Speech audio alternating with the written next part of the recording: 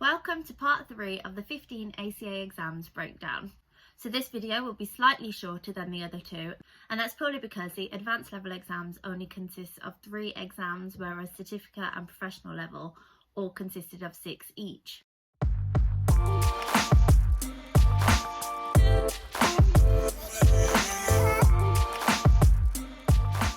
So as previously mentioned, the final exam, so that case study exam that I'll come on to, that has to be sat last of all ACA exams. So all of the others could literally be sat in any order, although it typically does make sense to do it in certificate level, professional level, and then advanced level.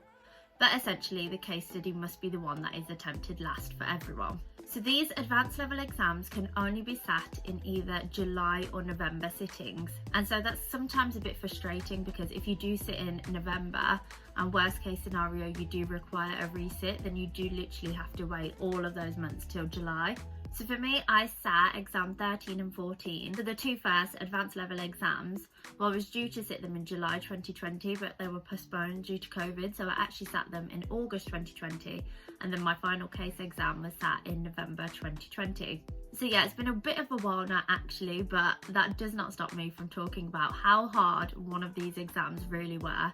And if you do want a spoiler to how hard are the ACA exams, well, the hardest exam is one that's definitely going to be shared in this video today. So as previously mentioned, the ACA Advanced Level exams allow unlimited attempts. So whereas previously it was capped at 4, now you can have unlimited. I mean, surely nobody wants to keep having to resit, but I mean, it does take a bit of the pressure off. And if you do want any further details about credit for prior learning, so exemptions and access arrangements, then check out part 1 to this 3-part video series. And then as with all ACA exams, professional level onwards, the advanced level exams do also incorporate elements of ethics. So before I get into each of these 3 exams then, the first thing I'll mention is that they are all completely open book. So what that means is literally any material you want can be taken into these exams. And given these exams have such a wide range of topics and there's just so much content, it really is helpful that they are open book. But that being said, it of course does not make these exams easy. What is essential for these exams is definitely being able to really apply what is given in the scenarios to your answers. And what can also make these exams more difficult is also the time pressure, even though some of these exams are 3.5 hours to 4 hour exams. Yes, 3.5 hours to 4 hours. You'll honestly be surprised at how quickly they literally do just fly by. And something to be aware of for these exams, which is similar to the professional level business planning taxation exam, is that these exams do not tell you how many marks each subsection of a question is worth. So for example, if you've got a question that's worth 40 marks and it's split into like 11 marks, 8 marks, etc., it won't tell you that. It will literally just tell you overall it's 40.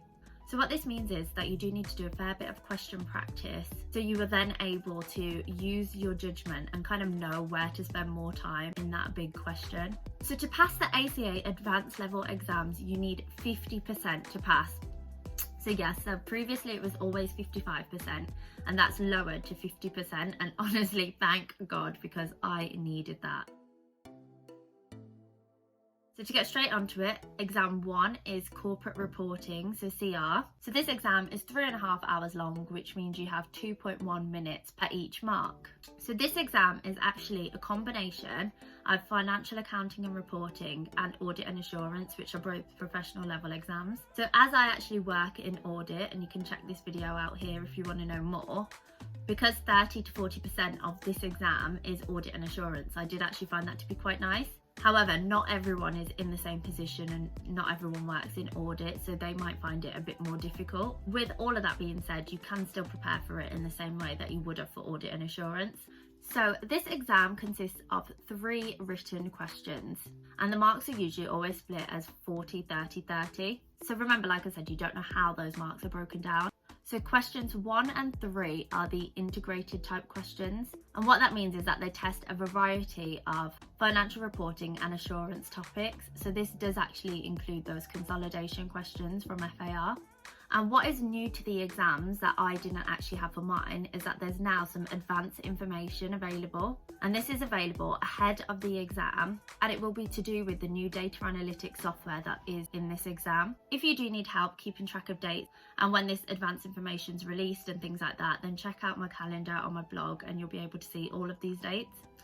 So back to these integrated questions then, the financial reporting and audit and assurance split can really vary paper to paper. So for example, in one exam, you could probably have a question all around audit and assurance, but then in another, you could have it where it's a lot more mixed. Question 2, which is the one that I haven't come on to yet, but that one is purely financial reporting. So what I think is actually pretty good about this question is if you do know the accounting standards pretty well and you have got an open book, then hopefully this part of the question is one that you can do quite well in. That being said, this question was not my proudest moment in that exam, but we're not going to talk about that in this video.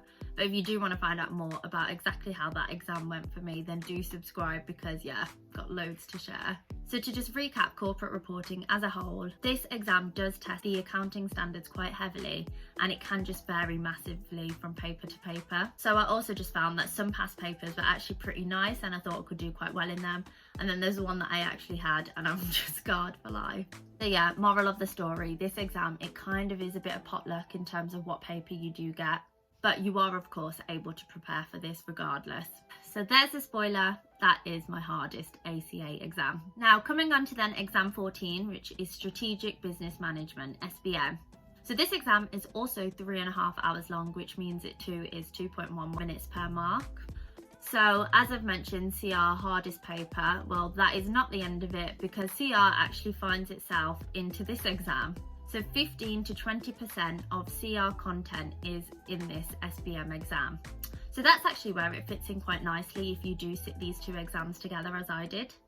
And then you get the whole rest of the SBM exam, which I think combines the professional level, financial management exams and business strategy and technology. Where it gets a bit difficult is if you have had exemptions for the FM exam, but it's nothing to worry about because you can of course recap the content anyway. So this exam is actually 2 questions. So one is a 60 marker and one's a 40 marker. And similarly to corporate reporting, because there's just so much content, it really can vary paper to paper. So in terms of FM then, a lot of the similar kind of topics can come up. So this includes investment appraisal, raising finance, business valuation and financial risk management. So a really common example of where CR ties into SBM is those financial risk management questions and IFRS 9, which is all around hedging. So again, I feel like with a fair bit of question practice and a good open book, SBM should be pretty passable. And if you do want some further tips to passing SBM, then check out the link in the description below.